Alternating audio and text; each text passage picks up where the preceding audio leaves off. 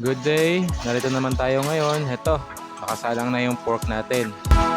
Paypayan natin para mas mabilis ang baga sa ating paboritong kalan. Pakuluin muna natin to.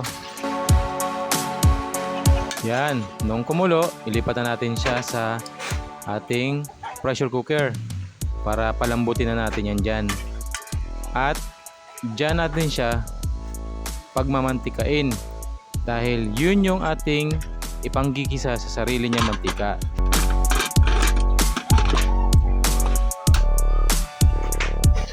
Yan, tulad niyan, nagmamantika na siya. Pero kulang pa yung mantika niyan. Kailangan lumabas mismo yung lahat ng kanyang mantika. Sige lang natin siya pagmantikain. Nakabukas lang yan para mas lumabas po yung kanyang mantika at hindi na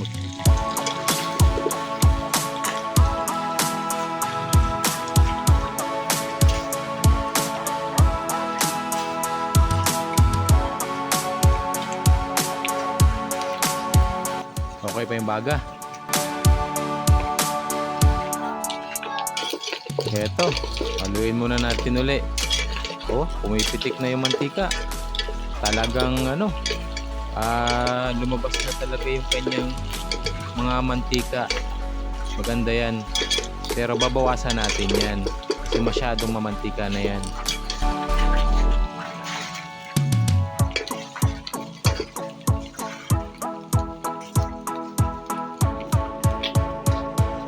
Okay, lagyan na natin ng kalamansi. May sunod yan yung mga ating pinaghiwaang mga ingredients: luya, bawang, sibuyas at brown sugar.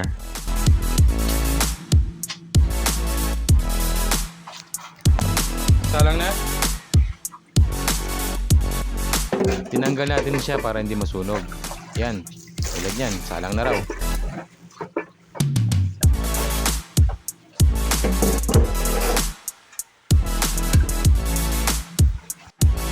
Yan yung kanyang iniwalay natin mantika kasi masyado na siyang marami.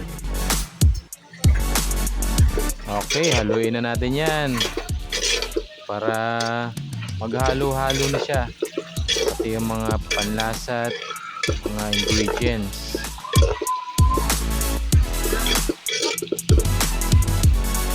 And i-add na natin ng soy sauce.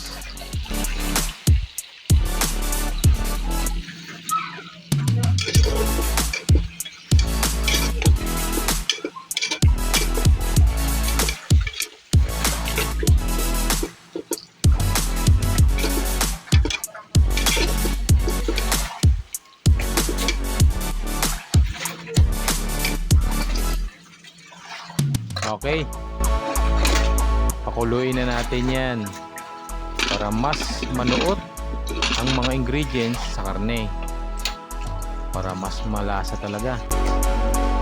Okay, check natin ang baga para pulido na ang pagluluto. Ayan, dagdagan na natin ha. Dumi ng kamay ko, no?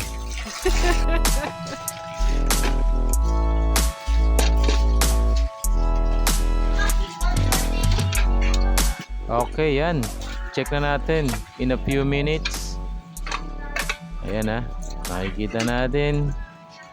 Medyo okay pa. Hindi naman siya nasunog. Napakaganda ng kulay. Adobong adobo. Wow! Ang sarap. Yes! Bili na kayo. Joke. Order now. Kung sino gusto mong order na. Lagyan din ng water. Pinakulo na yan para mas madali siyang kumulo. Parang parang sobra tayong sabaw Hindi, papakuluin kasi natin yan para mas lalong lumambot. In a few minutes uli, check natin kung ano na itsura. Uy, may tubig pa. Sige lang, pakuluin lang natin ng pakuluin. Ang adobo kasi, ang gustong-gusto ng mga bata dyan, yung lambot ng karne. Yan ang ginagawa natin.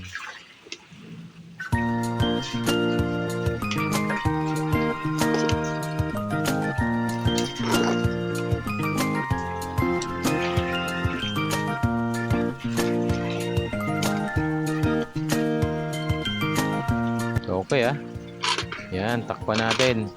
Mga 3 to 5 minutes ang pakulo. Okay yan. Tulad yan. Check the sabaw. Medyo nabawasan na yung sabaw niya.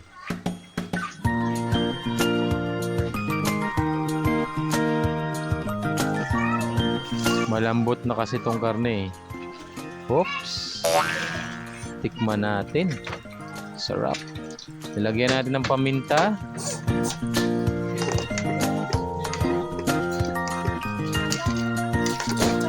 Continuous lang ang stir. Dahil mamaya pagka pakulo natin uli yan, ililipat na natin sa kawali. Doon na natin siya patutuyuin. Bakit?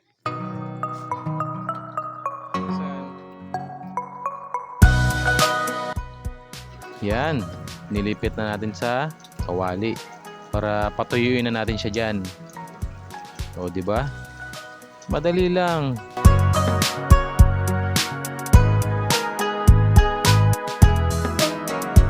Malapit na to at luto na rin naman siya.